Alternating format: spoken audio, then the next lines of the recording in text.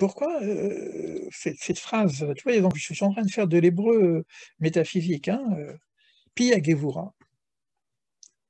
Gevura, c'est la rigueur, c'est la limite aussi. La parole restreinte, la parole limitée, la rigueur.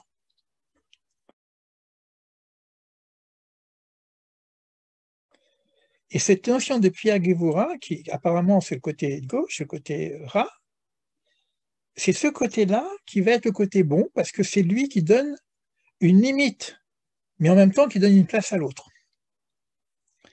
C'est-à-dire qu'on n'a pas que l'amour du côté droit, on va trouver l'amour du côté gauche, dans la mesure où il va y avoir un travail sur soi de Gevura. Qui est Givor? Celui qui arrive à gagner sur lui-même, celui qui arrive à maîtriser ses instincts, et celui qui donne une place à l'autre. Donc ce qu'on a entendu par Gevura, qui était apparemment il y a l'amour et la rigueur, donc on disait que l'amour et la rigueur, donc, ils sont opposés, et là on est en train de voir que c'est pour ça qu'on parle d'unité, que la Gevura c'est amour, puisqu'elle se retient, elle se restreint pour donner une place à l'autre. Alors c'est pas comme Abraham, c'est aussi Isaac. Oui. Vous me suivez là? Je sais pas, moi j'ai l'impression d'être tout seul là. Allez, bougez un peu. Vous en êtes où là? Tu peux juste... On te suit, mais ça va assez vite. Juste la question, tu viens de parler d'Isaac par rapport à l'amour. Mais non, Isaac il a Gevura, mais je suis en train de vous dire que même Isaac c'est amour. Mais c'est un autre principe d'amour, parce que c'est un principe d'amour de se restreindre lui-même. Parce qu'on voit Gevura comme la justice, comme le côté dur. Et là, on est en train de voir que même dans cette Gevura, c'est encore de l'amour. Parce qu'il y a une restriction de lui-même. Il est ligoté. On parle de la Kadat Israël, on attache Isaac, il est ligoté. Et c'est Abraham qui le ligote. C'est le principe d'amour qui ligote Isaac. C'est-à-dire qu'il va avoir une autre forme d'amour qui est la réduction de soi. Tu as un amour qui est émané, qui donne, et tu as un autre qui est la réduction de soi. Mais se réduire, c'est donner une place à l'autre. Donc c'est Isaac qui représente aussi ce Tzimtzum. D'un côté, Abraham, il représente l'émanation, et Isaac, il représente le Tzimtzum.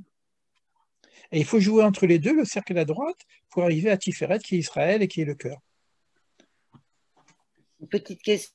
Mais Isaac n'a pas choisi. C'est Abraham qui le ligote.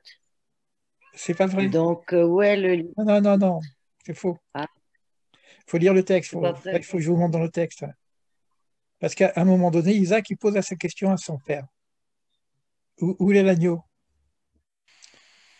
Et son père lui répond, je ne sais plus, dans le texte, il faut que je reprenne le texte si tu veux, il dit, il nous le montrera, mon fils. Il nous le montrera, mon fils. Il dit ça comme ça, la réponse. Et Manitou, dans son humour, il dit quoi? Abraham, c'est un Tunisien ou quoi? Mon fils, on sait très bien que c'est son fils. La Torah, elle n'ajoute pas des mots comme ça. Pourquoi il dit mon fils? Ben, il est en train de dire, il nous dira mon fils. C'est dans la même phrase. Tu vois. Donc, il est en train de dire que c'est toi qu'on va sacrifier, pas sacrifier comme on croit. Hein. C'est le ligoter dans le sens justement de cette Gevura. Et qu'est-ce qui est juste après? Ils marchent ensemble, Yachad. On voit qu'ils marchent ensemble. C'est-à-dire que les deux sont maintenant compris, ils ont compris le processus. Et qu'est-ce qu'ils disent à Eliezer, le serviteur, qui est un grand aussi, hein, parce que serviteur d'Abraham, moi si j'étais l'ombre du serviteur d'Abraham, ça me suffirait, tu vois. Et qu'est-ce qu'il dit à Abraham, à Eliezer? Il ne peut pas mentir. Il dit, reste ici, nous partons à la montagne et on reviendra. Si tu tues ton fils, tu ne veux pas revenir. Donc, il n'y a pas une idée de sacrifice. Après, il faut comprendre le texte. C'est pas possible. On ne peut pas demander à un homme, pour prouver l'amour de Dieu, de tuer son fils. Là, il y a de quoi de tomber dans la charia pure, quoi. Donc, c'est-à-dire, il y a un travail qui est totalement métaphysique entre la notion d'émanation, etc. Donc, on est vraiment dans la Kabbale. C'est pour ça qu'il faut relire les textes avec ces grilles de la Kabbale. Donc, il l'a choisi aussi, parce qu'il se laisse ligoter, quelque part. Imaginez-vous le sacrifice dans le sens pshat, dans le sens littéral des choses.